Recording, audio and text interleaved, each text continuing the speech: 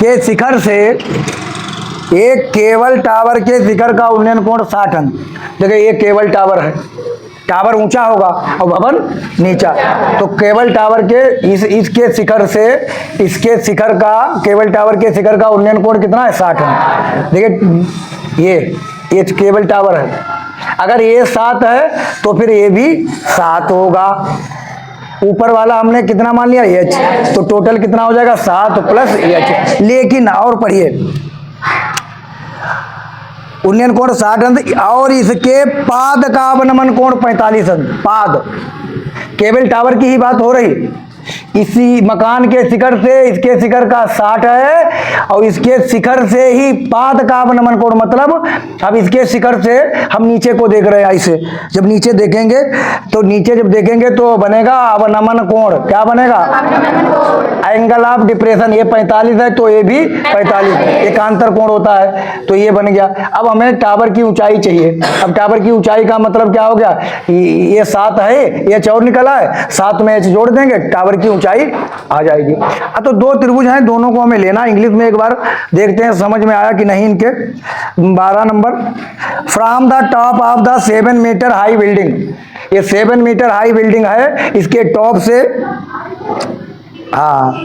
इस building angle of elevation of the top of the cable tower is 60। Angle of elevation of the top of the cable tower, एक cable tower है, इसका कितना है 60। देखिए 60 and the angle of depression, angle of depression of its foot, top ये foot of its foot is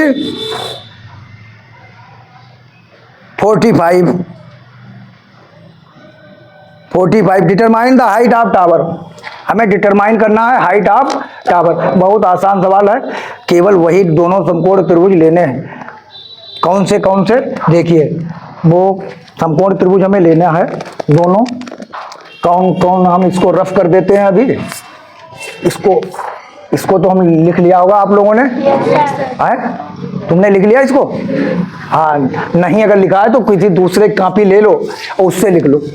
कोई दूसरे copy ले लो, उससे कोई भी नाम लिख दो। कोई नाम की कोई बाउंडेशन नहीं कि हमने ABCD लिखा तुम PQRS लिखो, कोई भी नाम लिख दो।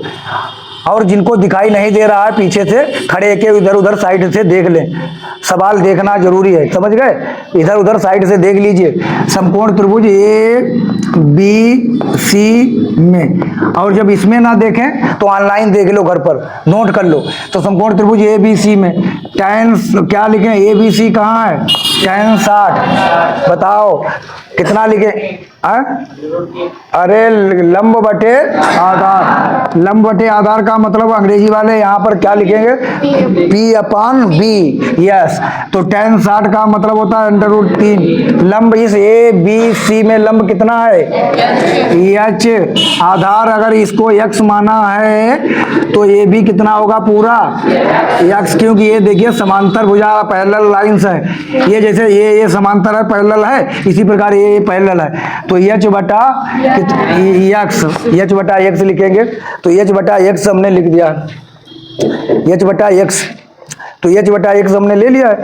अब h बटा x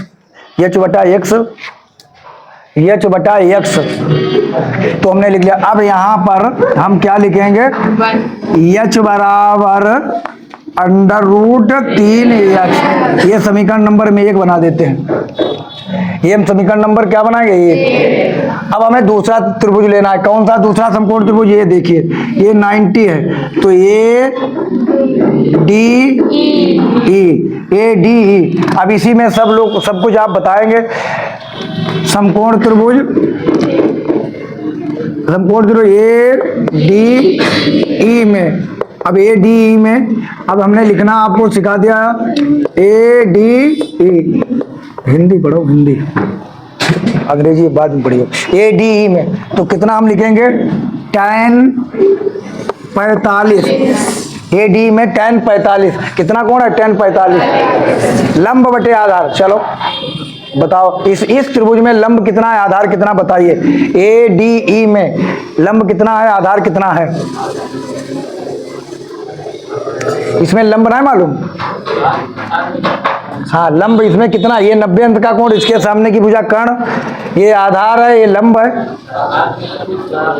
7 बटा, हाँ लंब है, लंब कितना है ए, लंब बराबर है ए ई, लंब कितना ए ई, आधार कितना है ई डी। तो tan 45 का मान होता है 1, ए ई का मान कितना 7, और इसका मान कितना x, जिसका कोई नहीं उसका 1, तो x बराबर 7, ये x बराबर 7 मीटर आ गया। अंग्रेजी में हमने लिख दिया मीटर। अब x थोड़ी चाहिए, हमें क्या चाहिए, h चाहिए, टावर की ऊंचाई चाहिए। टावर की ऊंचाई है 7 + h, पूरे टावर की ऊंचाई।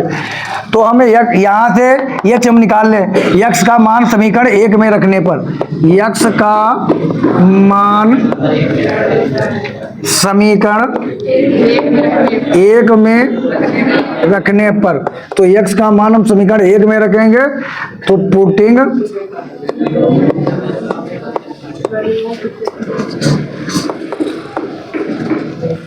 Value of x in equation first, ये हमने लिख दिया है, पहली में हमें रख दिया। तो पहली में हम जब लिखेंगे तो कितना h का मान कितना हो जाएगा, देखिए h बराबर √3x, तो h बराबर √3, x की जगह कितना है 7, तो h बराबर इसको हम लिखेंगे 7 √3 मीटर। ठीक है, मीटर अगर अंग्रेजी में लिखना इसे मीटर लिख दिया करो। ठीक है, अब हमें टावर की ऊंचाई, हाइट ऑफ टावर, यानी टावर की ऊंचाई चाहिए। टावर की ऊंचाई, बीमार हो क्या, टावर की ऊंचाई चाहिए। टावर की ऊंचाई कितनी है 7 + h, 7 + h, 7 तो ए है, h की जगह कितना है 7 √3, तो 7 कॉमन ले लीजिए, 7 से 7 कट गया 1, 7 से 7 कट गया 1, 7 से 7 कट गया 1 आया, और 7 से 7 कट गया कितना आएगा √3, तो 7 × √3 + 1 मीटर।